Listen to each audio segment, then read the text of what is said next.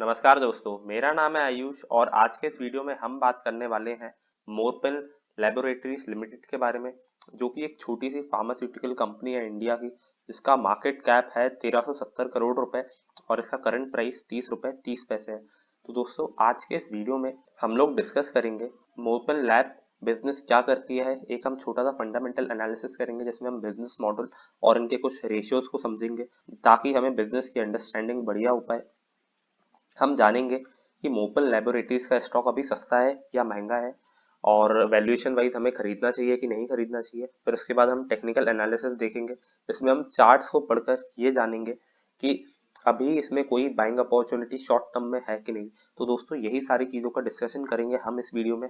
दोस्तों, please like to this video and subscribe to our channel अगर आपको हमारा कंटेंट पसंद आता है तो। चलिए दोस्तों, अब हम समझते हैं कि फार्मा कंपनीज जो है वो बिजनेस कैसे करती हैं।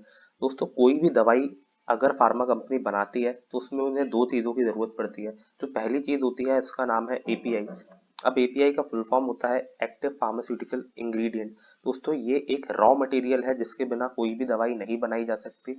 अगर मैं एग्जांपल लूँ तो आप मान लीजिए भाई, जैसे आप नींबू पानी बना रहे हैं तो बिना पानी के आप नींबू पानी नहीं बना सकते। वैसे ही आप कोई भी प्रकार की दवाई बिना एपीआई के नहीं बना सकते, भले ही वो लिक्विड फॉर्म में हो या सॉलिड फॉर्म में हो, एपीआई की ज़रूरत डेफिनेटली पड़ती है।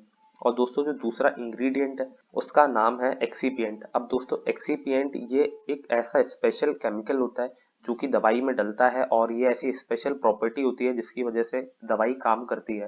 जैसे मान लीजिए अगर आप डिस्प्रिन जैसी दवाई खा रहे हैं जो कि आपका सर का दर्द सही करती है, तो एक्सीपिएंट में कुछ ऐसे फॉर्मुलेस डले होंगे जो कि आपके सर के दर्द को सही करने में काम आ रहे हैं। तो एक्सीपिएंट ये एक स्पेशल फॉर्मूला हो गया। तो एपीआई और एक्सीपिएंट जब ये दो चीजें मिलती हैं तो एक फाइनल दवाई प्रिपेयर होती है जिसको हम फॉर्मुलेशन भी बोलते हैं। अब दोस्तों, फॉर्मुलेशंस के काफी सारे एग्जांपल हैं। जैसे मान लीजिए डिस्प्रिन एक फॉर्मुलेशन है जो कि फाइनल प्रोडक्ट हो गया, जिसको हम लेमन लैंग्वेज में दवाई भी बोलते हैं।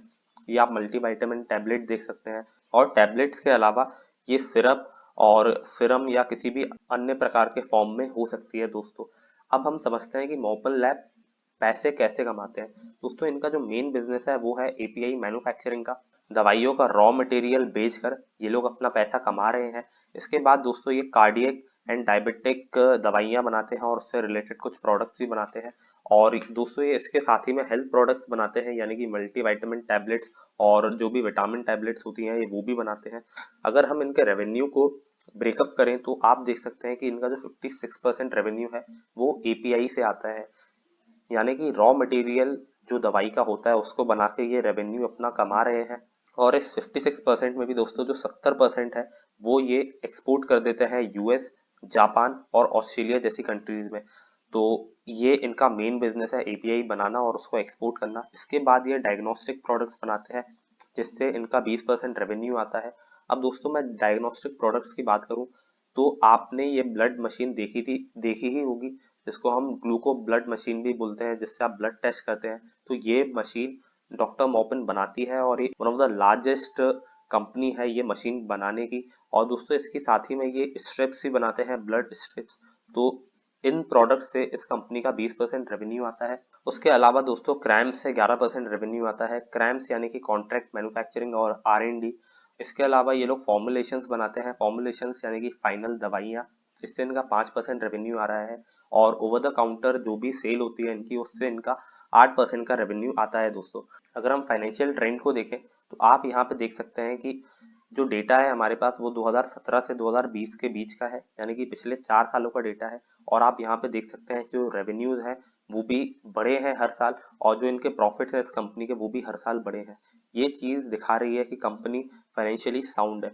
और दोस्तों, जो इस कंपनी के रेवेन्यू है वो 16.5% से बढ़े हैं पिछले 5 सालों में। और वहीं अगर हम इंडस्ट्री का एवरेज देखें तो इंडस्ट्री का एवरेज इज अराउंड 10.29%। तो कंपनी बढ़िया है। अगर हम नेट इनकम की बात करें दोस्तों, तो ये भी 73.6% से बढ़ी है पिछले 5 सालों में। और जो इंडस्ट्री का एवरेज है वो 3.94% है। तो यहाँ पे भी कंपनी ग्रोथ के मामले में बहुत बढ़िया है। लेकिन अगर हम इनकम स्टेटमेंट की बात करें दोस्तों, तो यहाँ पे इस कंपनी के मार्जिन बहुत कम है, क्योंकि ये जो है कॉन्ट्रैक्ट मैन्युफैक्चरर कंपनी है, एपीआई बनाती है जो कि एक रॉ मटेरियल है जो सब लोगों के पास अवेलेबल है। और इसका कोई भी कॉम्पिटिटिव एडवांटेज नहीं है मोरपन लेबोरेटरीज के पास। इसी वजह से इनके जो मार्जिन्स है वो मेरे ख्याल से कम है। जो मार्जिन्स है दोस्तों वो 3.5% के आसपास है और जो इंडस्ट्री का एवरेज है वो 20% है। तो यहाँ पे मार्जिन्स अच्छे नहीं है, ये चीज़ मुझे बहुत बुरी लगी इस कंपनी में। और अगर हम बात करें इसके पी रेशो की, तो पी रेशो इज अराउंड 40.58। वहीं अगर हम सेक्टर का पी रेशो देखें तो सेक्टर का पी रेशो 41 का है।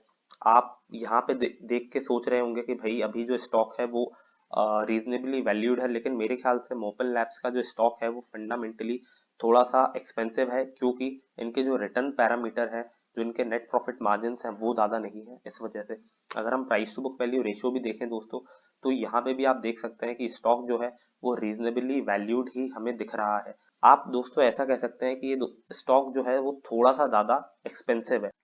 अब हम चार्ट्स के ऊपर चलते हैं दोस्तों, अब बात करते हैं कि जो मोबन लेबोरेटरीज है ये कैसा परफॉर्म कर सकती है फ्यूचर में। मैंने यहाँ पे वनडे चार्टिंग का इस्तेमाल किया है दोस्तों। आप लोग यहाँ पे देख सकते हैं कि जो प्राइस था 24 मार्च 2020 में वो हुआ करता था अराउंड ₹7.50, और अभी जो स्टॉक है दोस्तों ये ₹30.30 के आसपास ट्रेड हो रहा है। तो आप देख सकते हैं कि इस स्टॉक ने कैसे रिटर्न्स दिए हैं। बिल्कुल मल्टी बैगर बन चुका है उन लोगों के लिए जो उन्होंने मार्च 2020 में बाइंग करी थी। और अगर दोस्तों मैं बात करूं इसके अभी के ट्रेंड की, तो अभी की जो ओवरऑल डायरेक्शन है वो ऊपर की तरफ है, यानी कि अप ट्रेंड में स्टॉक है। मैंने यहाँ पे एक ट्रेंड लाइन खींच के रखी है जो कि सपोर्ट लेवल को दर्शाती है दोस्तों। और ये जो मोबाइल लैब का स्टॉक है ये इस ट्रेंड लाइन पे सपोर्ट ले रहा है। अभी ये जो आप रेड लाइन देख रहे हैं ये 50 दिनों का मूविंग एवरेज है, यानी कि पिछले 50 दिनों का जो भी एवरेज प्राइस है वो प्राइस ये रेड लाइन दर्शा रही है। और आप देख सकते हैं कि ये स्टॉक जो है इस 50 दिन के मूविंग एवरेज को भी तोड़ चुका है। और जो नीचे यहाँ देख सकते हैं जो भी हिस्टोग्राम्स हैं ये वॉल्यूम दर्शा रहे हैं, और वॉल्यूम्स भी यहाँ पे हाई है।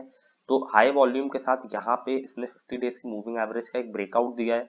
तो मेरे ख्याल से ये जो इंडिकेशन है दोस्तों काफी पॉजिटिव है इस स्टॉक के लिए। आई थिंक जो सपोर्ट है वो ₹27.60 के आसपास है दोस्तों, और जो इस स्टॉक का रेजिस्टेंस है दोस्तों वो मेरे ख्याल से होना चाहिए अराउंड ₹34 के आसपास। तो यहाँ पे आप इन दो लेवल्स को जरूर वॉच आउट करिएगा। अगर आप मेरी माने तो दोस्तों अभी इसमें आप बाइंग कर सकते हैं, लेकिन जो ₹34 का रेजिस्टेंस लेवल है अगर वो ब्रेक हो गया तो इसमें बहुत अच्छा आपको रिटर्न मिल सकता है। अगर आपने ये स्टॉक ऑलरेडी बाय करके रखा है तो मेरे ख्याल से आप इसको होल्ड करिए, और अगर आप इसमें फ्रेश बाइंग करना चाहते हैं तो आप वो भी कर सकते हैं। तो ये था आज का छोटा सा एनालिसिस मोपन लैब के ऊपर। उम्मीद करता हूँ ये वीडियो आपको अच्छा लगा होगा। अगर वीडियो अच्छा लगा हो तो लाइक कीजिएगा, ऐसे सब्सक्राइब करिएगा हमारे चैनल को।